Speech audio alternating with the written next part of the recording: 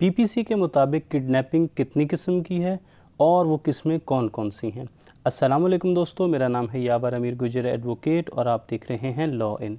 दोस्तों, पीपीसी का सेक्शन 359 जो है ये किडनैपिंग के बारे में बता रहा है।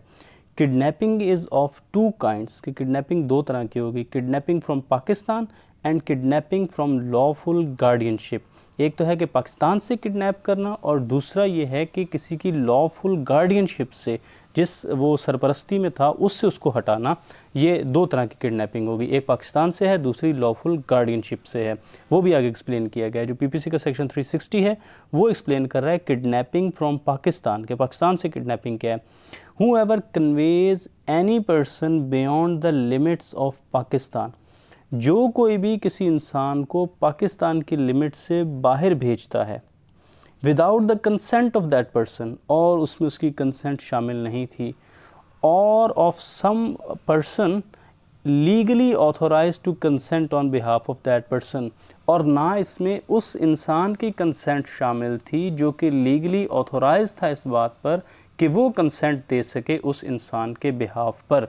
Is set to kidnap that person from Pakistan. तो अब ये कहा जाएगा कि उसने इस इंसान को पाकिस्तान से किडनैप किया है। सेक्शन 361 जो है ये एक्सप्लेन कर रहा है किडनैपिंग फ्रॉम लॉफुल गार्डियनशिप, कि लॉफुल गार्डियनशिप से किडनैपिंग क्या है, ये 361 में है। Whoever takes or entices any minor under 14 years of age, जो कोई भी किसी माइनर को जिसकी एज 14 साल से कम है, इफ़ अ मेल, अगर वो मेल था, उसको ले जाता है, ये इस बात पर राग़िब करता है, और under 16 years of age if a female, या फिर अगर वो फीमेल थी और उसकी उम्र 16 साल से कम थी, और any person of unsound mind, या फिर कोई ऐसा इंसान जिसका दिमागी तवाज़ुन सही नहीं था, out of the keeping of the lawful guardianship of such minor or person of unsound mind, उस इंसान को, वो जिसकी अगर मर्द था तो उसकी उम्र 14 साल से कम थी, और अगर लड़की थी और उसकी उम्र 16 साल से कम थी, या कोई पर्सन ऑफ अनसाउंड माइंड था, उसको उसके लॉफुल गार्डियनशिप की जो लिमिट थी उससे बाहर लेके जाता है without the consent of such guardian, उस गार्डियन की कंसेंट के अलावा, is set to kidnap such minor or person from lawful guardianship. तो ये कहा जाएगा उसने इस माइनर को उसकी लॉफुल गार्डियनशिप से, उस माइनर को या उस अनसाउंड माइंड पर्सन को जो है उसकी लॉफुल गार्डियनशिप से किडनैप किया है। आगे एक्सप्लेनेशन है, the words lawful guardian in this section include any person lawfully entrusted with the care or custody of such minor or other person, के इसमें जो लॉफुल गार्डियन है इसमें वो भी इंसान शामिल है जिसको कानूनी तौर पर ये ज़िम्मेदारी दी गई हो कि उस माइनर को या उस दूसरे पर्सन की कस्टडी रखे, उसकी देखभाल करे, लॉफुली कानूनी तौर पर उसको ये ज़िम्मेदारी दी गई है, तो वो भी लॉफुल गार्डियन है। आगे एक एक्सेप्शन है, वो एक्सप्लेनेशन थी, ये एक्सेप्शन है, this section does not extend to the act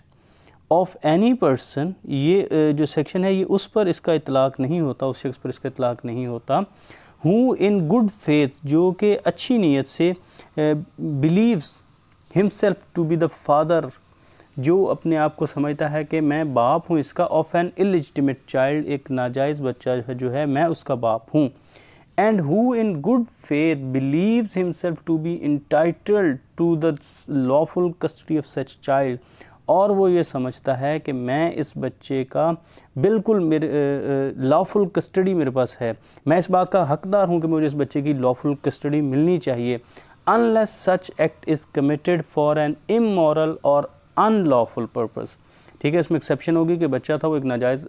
बच्चा है, उसको वो बंदा समझता है कि ये मेरी औलाद है और मेरे पास ये हक़ है कि मैं इसकी कस्टडी रखूं, और इस नीयत से अगर वो काम करता है गुड फेथ में तो उसको एक्सेप्शन दी जाएगी, उस पर ये इस कानून का, इस प्रोविज़न का इतलाक़ नहीं होगा। हाँ, उस सूरत में होगा अगर उसने ये किसी इमोरल मकसद के लिए, किसी गैर अखलाकी या गैर कानूनी मकसद के लिए अगर वो ये अमल करता है तो फिर उस पर इस जो प्रोविज़न है उसका इतलाक़ होगा, वरना नहीं होगा।